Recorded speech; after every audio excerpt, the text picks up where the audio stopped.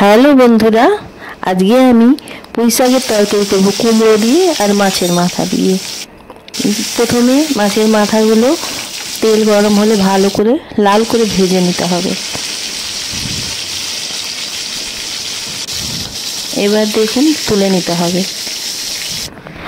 তুলে নিয়ে এবার মশলা একটা করতে হবে। রসুন, আদা, জিরে, শুকনো লঙ্কা দিয়ে বেটে নিতে হবে।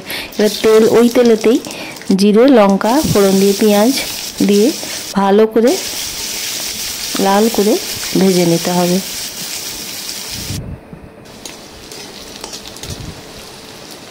তারপরে এই বাটা মশলাটা দিয়ে ভালো করে কষিয়ে নিতে হবে।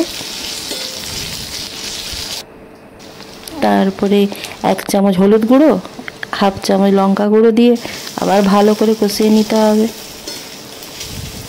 কষিয়ে নেওয়ার পর সবজিগুলো দিয়ে নাড়তে হবে ভালো করে।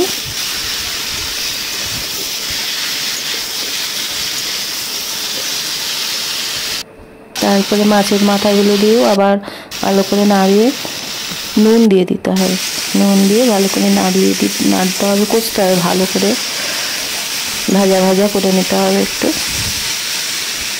করার পর ঢাকা দিয়ে দিতে হবে।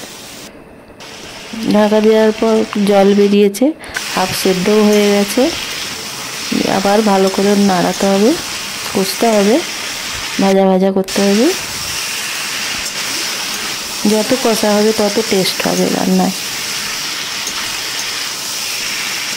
তারপরে শাকগুলো দিয়ে দিতে হবে, দিয়ে একটু নাড়িয়ে চাড়িয়ে সবজিগুলো একটু ওপর দিকে তুলে দিতে হবে। তারপরে একটা ঢাকা দিয়ে দিন। এবার এই শাকের জলেই পুরো সেদ্ধ হয়ে গেল সবজি। ভালো করে ঘেঁটে নিতে হবে।